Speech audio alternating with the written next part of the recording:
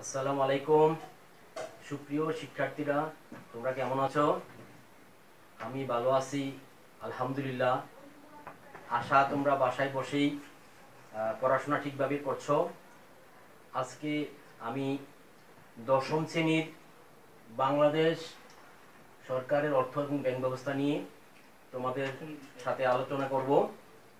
তো আমরা জানি এই দুটি ব্যবস্থা বাংলাদেশের অত্যন্ত গুরুত্বপূর্ণ। বাংলাদেশের অর্থ এবং ব্যাংক ব্যবস্থা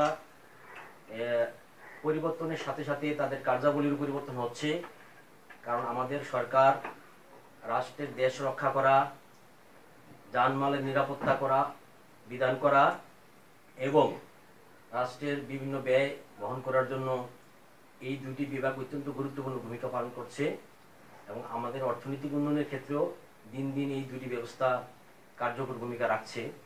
এই জন্য এর সরকারকে অনেক অর্থ ব্যয় করতে হয়।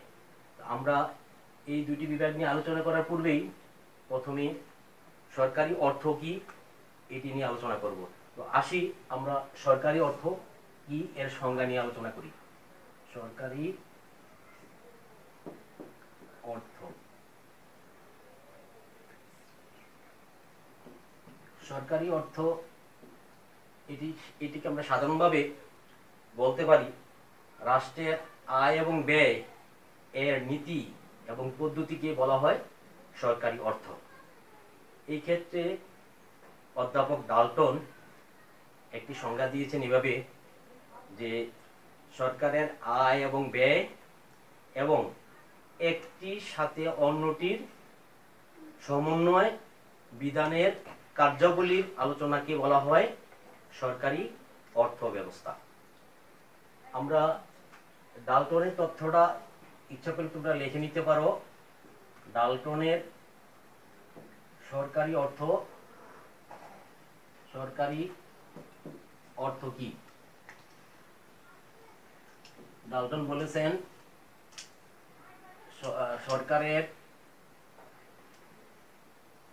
সরকারের আয় এবং ব্যয় ও একটির সাথে অন্যটির সমন্বয় বিধানের কার্যাবলী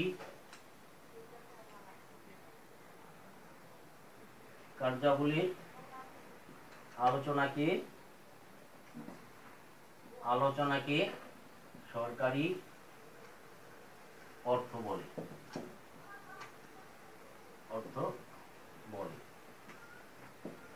তোমরা এটা কোড করে নিতে পারো।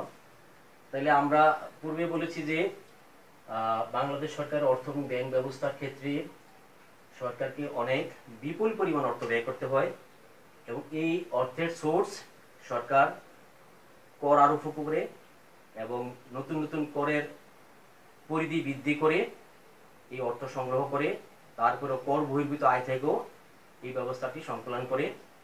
আমরা আজকে সরকারের অর্থ ব্যবস্থা নিয়ে আজকের আলোচনাটা আমরা সীমাবদ্ধ রাখবো। তাহলে আসি আমরা সরকারের অর্থ ব্যবস্থা নিয়ে আলোচনা করব। আমি তোমরা এর মধ্যে হয়তো লিখে নিছো, আমি মুছে দিচ্ছি বোর্ডটা।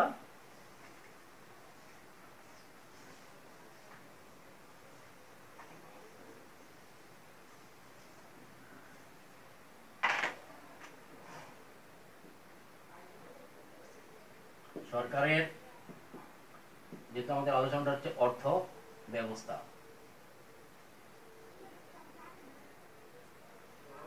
সরকারের অর্থ ব্যবস্থার ক্ষেত্রে আমরা দুইটি ক্ষেত্রের কথা বলেছি যে সরকারের অর্থ ব্যবস্থা একটি হচ্ছে কর বহির্ভূত, কর রাজস্ব, দ্বিতীয়টা হচ্ছে কর বহির্ভূত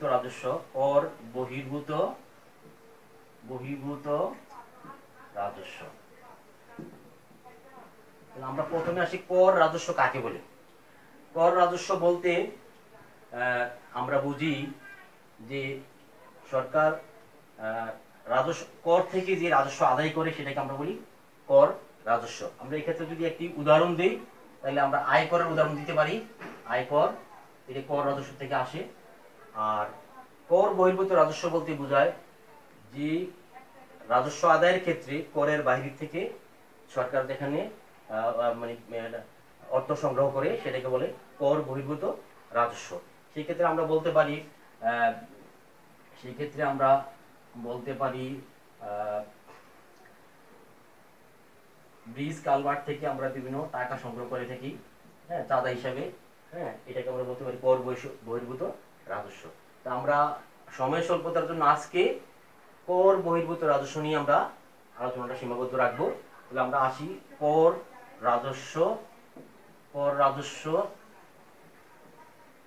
রাজস্ব নিয়ে আজকে আমাদের আলোচনা করব। পরবর্তী ক্লাসে আমরা কর বহির্ভূত নিয়ে আলোচনা করব।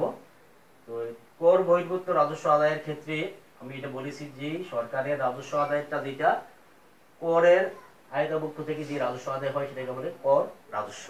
তো কর রাজস্বের ক্ষেত্রে বিভিন্ন পয়েন্টগুলো এখানে আছে। আমরা প্রথমত বাণিজ্য শুল্ক বলতে পারি। বাণিজ্য শুল্ক তোমরা ইচ্ছা করলে লিখতে পারো। বাণিজ্য শুল্ক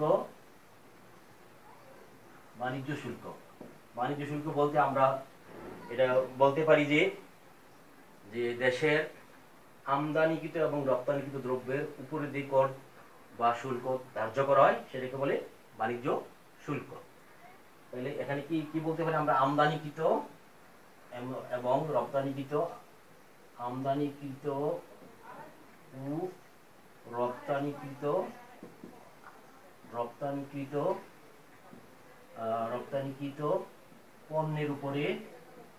পণ্যের উপর যে কর ধার্য তাকে বলা হয় তাহাই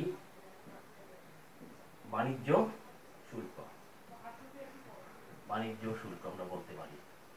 সেই ক্ষেত্রে আমরা উদাহরণ যদি দিই তাহলে আমরা বলতে পারি যে বিদেশ থেকে আমরা সুতা ক্রয় করি এবং দেশ থেকে সেই সুতা দ্বারা পোশাক তৈরি করে বিদেশে পাঠাই। দুই ক্ষেত্রে আমাদের কর ধার্য থাকে। আশা করি তোমরা বাণিজ্য শুল্কটা বুঝতে পেরেছো। যদিও আমাদের এই বাণিজ্য শুল্কটা আমাদের রাজস্ব আয়ের ক্ষেত্রে সবচেয়ে গুরুত্বপূর্ণ ভূমিকা পালন করে। আমরা দ্বিতীয় পয়েন্টগুলোতে আসছি, সেটা হচ্ছে আবগারি শুল্ক। আবগারি শুল্ক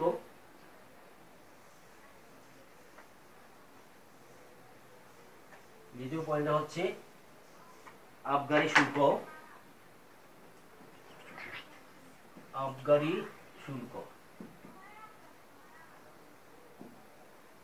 আবগারি শুল্কটা হচ্ছে দেশে উৎপাদিত এবং দেশে ব্যবহৃত এমন পণ্যের উপরে যে কর ধার্য করা হয় তাকে বলে আবগারি শুল্ক। তাহলে আমরা এটির উদাহরণ দিতে পারি। একটি হচ্ছে দেশে উৎপাদিত হয়। তাহলে আমরা কি উৎপাদিত হয়? চিনি উৎপাদিত হয়। আমরা এবং এটা কি করি? চিনিটা উৎপাদিত দেশে হয় এবং আমরা চিনিটা দেশে ব্যবহার করি। আবার যদি বলতে পারি আমরা তামাক উৎপাদন হয় এবং এটা আমরা দেশে ব্যবহৃত করি। এমন দ্রব্যের উপরে যে কর শুল্ক ধার্য করা হয় সেটাকে আমরা বলি আবগারি শুল্ক। এছাড়াও আবগারি শুল্ক আরো কিছু পণ্যের উপরে দেওয়া হয় যেটা দেশে উৎপাদিত হয় এবং যেটা মানুষের অনেক ক্ষতি করে, যাতে তার ভোগ্য ব্যবহার কমে, এমন দ্রব্যের উপরে কিছু আবগারি শুল্ক ধার্য করা হয়। সেক্ষেত্রে আমরা বলতে পারি দেশে উৎপাদিত হয় মদ, আবার দিতে পারি সিগারেট,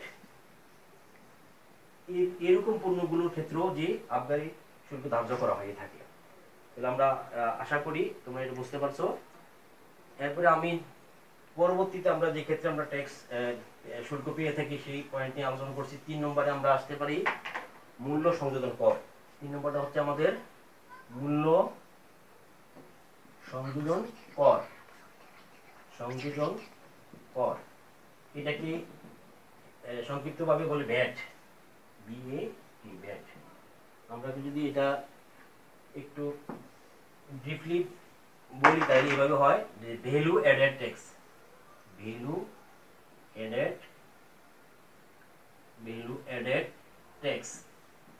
এটাকে বলে মূল্য সংযোজন কর। এটি তোমাদের বইও নাই, তবে তোমরা ইচ্ছা করে লিখতে পারো। এটি 1989 সাল থেকে বাংলাদেশে মূল্য সংযোজন কর ব্যবস্থাটি প্রথম চালু হয়। এটা আমরা কিভাবে বলতে পারি যে দেশের উৎপাদিত, দেশে ব্যবহৃত দ্রব্যের উপরে অতিরিক্ত একটি কর বা শুল্ক ধার্য করা হয়, সেটাকে বলে মূল্য সংশোধন কর বা ভ্যাট। এই ক্ষেত্রে আমরা বলতে পারি যে হোটেলের উপরে, হোটেলে যে আমরা খাওয়া দাওয়া করি, এখানে আমাদের এই খাবার বিলের উপরে একটি অতিরিক্ত ট্যাক্স ধার্য করা হয়। আবার আমরা বলতে পারি যে কোচিং সেন্টারের উপরে এরকম মূল্য সংশোধন বর্তমানে সরকার ধার্য করেছে। তারপরে ডায়াগনস্টিক সেন্টারের ক্ষেত্রেও আমরা এরকম মূল্য সংশোধন কর সরকার ধার্য করেছে। আশা করি তোমরা মূল্য সংশোধন করতে বুঝতে পেরেছো। তারপরে আমরা 4 নম্বরে আসছি। 4 নম্বরের পয়েন্টটা হচ্ছে আমাদের সম্পূরক শুল্ক। সম্পূরক শুল্ক, সম্পূরক শুল্ক, সম্পূরক শুল্কটি হচ্ছে যে দেশে আমরা ইতিপূর্বে দেখলাম আবগারি শুল্ক, আমদানিকৃত দ্রব্যের উপর শুল্ক, এই দুই রকমের সম্পূরক, এই দুই রকমের ট্যাক্স বা কর ধার্য করার পরেও অতিরিক্ত এক প্রকারের শিক্ষার্থীরা আমরা 4 নম্বরের করের বর্ণনা দিলাম। আমরা এখন আসি আয়কর। 5 নম্বর যে শুল্ক থেকে আমরা রাজস্ব পেয়ে থাকি সেটি হলো আয়কর। আয়করকে আমরা ইংরেজিতে বলে থাকি ইনকাম ট্যাক্স। যারা তোমাদের শিক্ষার্থী যাদের পিতামাতা সরকারি চাকরি করে কিংবা ব্যবসা করে, তোমরা জানো যে তারা ব্যক্তির আয়ের সীমাকে কেন্দ্র করে ট্যাক্স দিয়ে থাকি, এটাকে আমরা বলি আয়কর বা ইনকাম ট্যাক্স। এই ইনকাম ট্যাক্স কিন্তু থেকে কর রাজস্ব অনেক পেয়ে থাকে রাষ্ট্র, এবং এটি একটি বৃহত্তম খাত। তারপরে আমরা 6 নম্বর পয়েন্টে আসি, সেটি হচ্ছে ভূমি রাজস্ব। ভূমি রাজস্ব, ভূমি রাজস্ব থেকে আমরা সরকার 25 বিঘা জমি পর্যন্ত, 25 বিঘা জমি যাদের আছে, এই সীমা পর্যন্ত যাদের ভূমি আছে তাদেরকে কোনো ভূমি রাজস্ব বা ভূমি শুল্ক দিতে হয় না। এর চেয়ে বেশি যাদের সম্পত্তি রয়েছে দেশে তাদেরকে ভূমির কর দিতে হয়। এই সীমা পর্যন্ত ভূমির রাজস্ব ফ্রি করে দেওয়া হয়েছে। তারপরে ক্ষেত্রটি যে আছে আমাদের, এটি হচ্ছে রেজিস্ট্রেশন ফি। রেজিস্ট্রেশন ফি, এদিক থেকে আমরা রেজিস্ট্রেশন কর। আমরা জানি যে দেশে কোনো জমি নিবন্ধন অথবা দলিল ইত্যাদি বিষয়ের ক্ষেত্রে আবেদন করতে গেলে যে ট্যাক্স দিতে হয়, এটাকে আমরা রেজিস্ট্রেশন কর হিসেবে বুঝে থাকি। আর তারপরে যে এটা হচ্ছে নন জুডিশিয়াল, 8 নম্বরে আছে আরেকটি ট্যাক্স, এটা হচ্ছে নন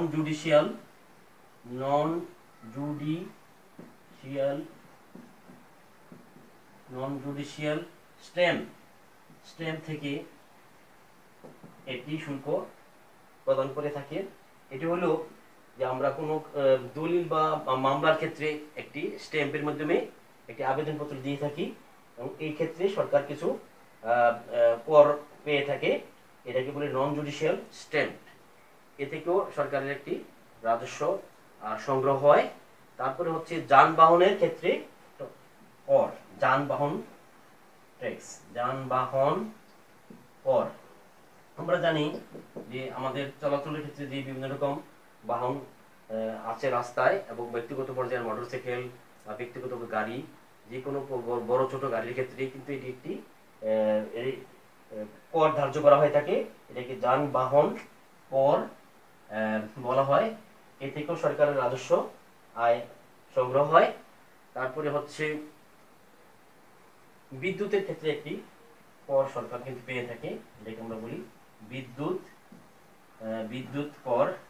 আমরা জানি যে আমরা যে বাসায় বিদ্যুৎ বিল দিয়ে থাকি, বাসায় বা ব্যবসা বাণিজ্য প্রতিষ্ঠানে, সেখানে মোট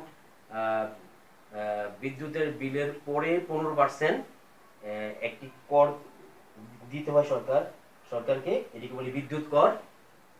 এই ক্ষেত্রগুলো থেকে ছাড়াও সরকার আরো কিছু ক্ষেত্র থেকেও কিছু শুল্ক পেয়ে থাকে। আমরা এগুলো নির্ধারিত, এগুলো এই কর রাজস্ব ছাড়াও আর কি কি ক্ষেত্রে আমরা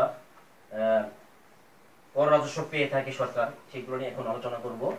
তোমরা পাঠ্যপুস্তকে এই 10টি বা 11টি কর সম্পর্কে বর্ণনা দেওয়া আছে। এছাড়াও যেগুলো রয়েছে সেগুলো হচ্ছে এর মধ্যে একটি হলো ট্রাভেল ট্যাক্স। সরকার ট্রাভেল ট্যাক্স থেকে কিন্তু কর রাজস্ব পেয়ে থাকে। এন্ড বিষয় হচ্ছে ট্রাভেল ট্যাক্স বিষয়টা কি অনেকের কাছে তোমরা হয়তো একটু অজানা। আমরা জানি যখন দেশের বাইরে কেউ ব্যবসা করতে, চাকরি করতে অথবা চিকিৎসা করতে যায় তখন তাদের কিন্তু ট্যাক্স দিতে হয়। এটাকে ট্রাভেল ট্যাক্স বলা হয়। এক্ষেত্রে আমার যতটুকু মনে পড়ে সার্কভুক্ত দেশগুলোর মধ্যে একজন ভ্রমণকারীকে 600 টাকা দিতে হয় এবং ইউরোপীয় কান্ট্রিতে গেলে তাকে 1800 টাকা একসময় ছিল, এখন হয়তো বাড়তেও পারে। আর এটি হলো ট্রাভেল ট্যাক্স বলা হয়। এক্ষেত্রে সরকার কিন্তু রাজস্ব আয় করে থাকে। 12 নম্বর হচ্ছে আমোদ প্রমোদ কর। আমোদ প্রমোদ কর এটি হলো যে কেউ যদি কোনো আনন্দ বিনোদন ইত্যাদি চিত্তাকর্ষক কোনো কাজ করতে চায় বা যাইতে চায় কোথাও, সেখানে তাকে কিন্তু একটি কর দিতে হয়। এটি সরকারের একটি রাজস্ব কর আদায় হয়। তারপরে আরেকটি বিষয় হচ্ছে গ্যাস কর।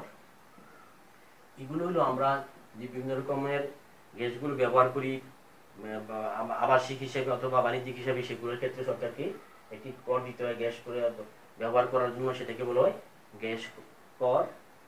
এরপরে আমাদের আরো রয়েছে যে সম্পত্তি করও রয়েছে, যে আমরা যে জমি জমা ক্রয়ের ক্ষেত্রে কি করি, আমরা সরকারকে একটি নির্দিষ্ট এলাকায় একটি নির্দিষ্ট রেটের মধ্যে নেই কর দিতে হয় সম্পত্তির ক্ষেত্রে, সেটাকে বলে সম্পত্তি কর। তো সুপ্রিয় শিক্ষার্থীরা, আমার আশা যে তোমরা বাংলাদেশ সরকারের অর্থ ব্যবস্থা আলোচনাটায় আমরা কর রাজস্ব নিয়ে আজকে আলোচনা করলাম। সময় স্বল্পতার জন্য আমরা পরবর্তী ক্লাসে কর বহির্ভূত রাজস্ব নিয়ে আমরা আলোচনা করব। তোমরা পাঠ্যপুস্তকের এই কয়েকটি কর নিয়ে আমরা আলোচনা করলাম, আশা করি তোমরা বুঝতে পেরেছো। তো তোমাদের পরীক্ষাতে বিশেষ করে প্রথম দিকে যে করগুলো নিয়ে আলোচনা করলাম, বাণিজ্য শুল্ক, আবগারি শুল্ক, তারপরে আয়কর, তারপর সম্পূরক কর যেটাকে আমরা মূল্য সংযোজন কর বললাম, একটি মূল্য সংযোজন কর, আরেকটি হচ্ছে সম্পূরক কর। এই 4-5টা থেকে পরীক্ষাতে সাধারণত সংজ্ঞা এসে থাকে অথবা বলতে কি বোঝায়, এগুলো পরীক্ষাতে তোমরা পেয়ে থাকবে। আর এখানে 3 এবং 4 প্রশ্নের ক্ষেত্রে প্রয়োগবৌচিত দক্ষতার ক্ষেত্রে এই কিছু উপাদান দিয়ে তোমাদের কিন্তু একটা সক আউট করে প্রশ্ন আসতে পারে। তখন সেক্ষেত্রে তোমরা যদি এগুলো বলতে পারো যে এটা কোন ধরনের, এটি কর বহির্ভূত নাকি কর রাজস্ব, সেক্ষেত্রে তোমরা কিন্তু প্রয়োগের প্রশ্ন পেতে পারো। আবার উচ্চতর দক্ষতার ক্ষেত্রে আসতে পারে যে কিছু দিয়ে দিল, বাকি বললো যে তোমরা, বা এই ক্ষেত্রে কি আরো কোনো কর সম্পর্কে তোমরা বলতে পারো যেগুলো সরকারের উন্নয়নের ক্ষেত্রে সংগ্রহ করা অধিক গুরুত্বপূর্ণ, এগুলো দিয়ে তোমাদের কিন্তু মূল্য যাচাই করতে পারে। তো তোমরা ভালোভাবে এটি পড়বে। এই চ্যাপ্টারটা শুধু পরীক্ষা ফাঁসের ক্ষেত্রেই তোমরা পড়বে না, আশা করব যে বাংলাদেশ নামক রাষ্ট্রকে উন্নয়ন করার জন্য, দেশকে রক্ষা করার জন্য এবং দেশের মানুষের নিরাপত্তা বিধানের জন্য সরকারের গুরুত্বপূর্ণ 2টা বিভাগ, এই বিভাগের সব প্রত্যেককে আমরা যদি এগুলো জানি, তাহলে আমরা ভবিষ্যতে ছাত্র জীবন শেষ করে তোমরা তখন ব্যবসা করবে অথবা চাকরি করবে, অথবা দেশের যেই বিভাগে তোমরা থাকবে, কর সংগ্রহ করে যথাযথভাবে কাজ করে যাতে রাষ্ট্রের উন্নয়ন ঘটে, সেই বিষয়টি তোমরা বুঝতে পারবে। তো আজকে এখানে শেষ করলাম। আসসালামু আলাইকুম রহমতুল্লাহ।